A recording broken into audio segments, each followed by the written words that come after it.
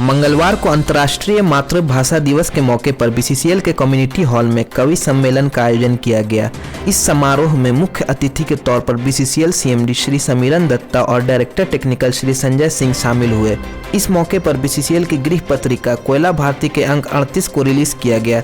इस कवि सम्मेलन में अनंत महेंद्र, चितरंजन कुमार, तुषार कश्यप, श्रीमती रिंकू दुबे समेत अन्य कवि शामिल हुए और अपनी कविताओं से समा बांधा।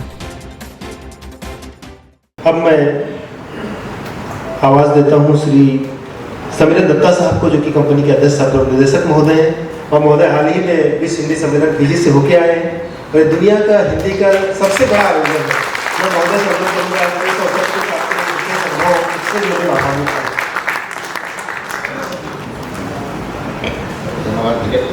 मैं जैसे बोला गया, मैं हाल ही में फिजी में गए थे और फिजी एक बहुत ही, इंडिया से अगर जियोग्राफिकली देखा जाए तो बहुत ही एक दूर का कंट्री है, जो ऑस्ट्रेलिया से ऑलमोस्ट 4 घंटा पड़ता है प्लेन से भी।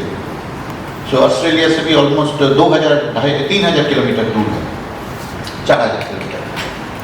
तो उसमें वो फिजी में जो लैंग्वेज जो ऑफिशियली चलता है, वो बेसिकली जब मेन लैंग्वेज है वो है हिंदी। और हम लोग 12वें वार्षिक सम्मेलन में गए थे हिंदी के लिए। उसमें एक्सटर्नल अफेयर्स मिनिस्ट्री ने ऑफ इंडिया में ही पूरा इसका बंदोबस्त किए थे। इतना अच्छा लगा देख के कि भारत का इतना इतना दूर में भी हिंदी का इतना प्रचार है। ऑलमोस्ट 1400 डेलीगेट्स उसमें आए थे। दुनिया का शायद ही कोई कंट्री था जिसमें से हिंदी डेलीगेट्स, हिंदी के बोलने वाले लोग नहीं आए थे। कनाडा हो, अमेरिका हो, फ्रांस हो, सारे देश से हिंदी को जागरूक रखने के लिए जो काम कर रहा है, ये लोग सब आए थे। कवियों ने आए थे, कवियत्री ने भी आए थे।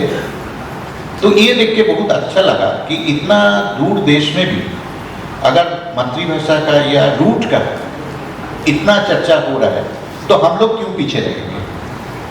तो इस सिलसिले में आज डिपार्टमेंटल आप लोग जो कवि या कवियत्री को सामने लाने का प्रयास किए हैं, ये अनुष्ठान का माध्यम से, ये प्रोग्राम का माध्यम से, मैं उसको फिर से साधुवाद देता हूँ।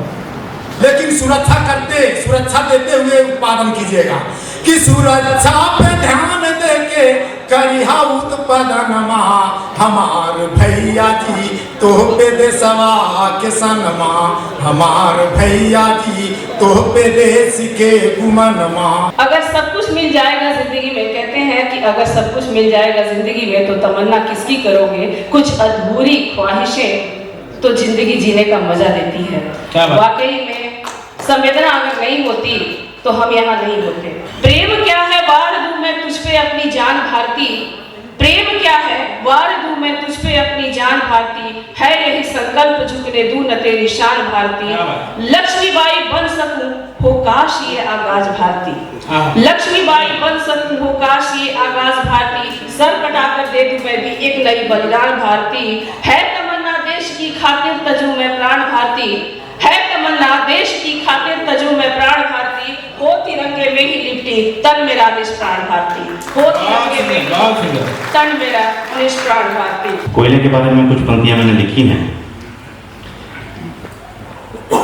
कि प्राकृतिक विविधताओं से लड़कर इस धरती के गर्भ में पड़कर, प्राकृतिक विविधताओं से लड़कर इस धरती के गर्भ में पड़कर सदियों तक अपनी जगह पर पड़ी हूँ, उत्तरोत्तर अपने अस्तित्व के साथ लड़ी हूँ।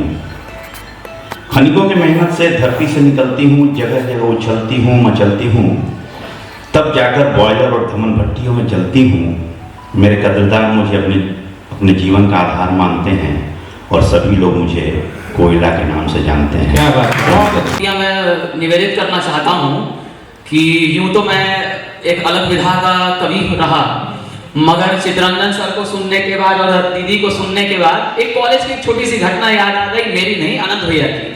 आनंद भैया ने मुझे तो ये सोशल मीडिया चैटिंग वेटिंग का जमाना है। 4 पंक्तियां देता हूँ। प्रेम में क्या परिणति हो गई, प्रेम का अंतिम परिणाम क्या था, वो इन 4 पंक्तियों में महसूस करिएगा, आनंद लीजिएगा। स्वागत है। चैट वैट करती रही, हाय हेलो हाय, चैट वैट करती कहती हाय हेलो हाय, साल भर पिलाता रहा कॉफी कभी चाय। देखिए शुरुआत कहाँ से हुई थी। साल भर पिलाता रहा कॉफी कभी चाय, आखिरी मैसेज करके लड़की रुला दी, आखिरी मैसेज करके लड़की रुला दी, बारात आ गई है ओके बाय हनी।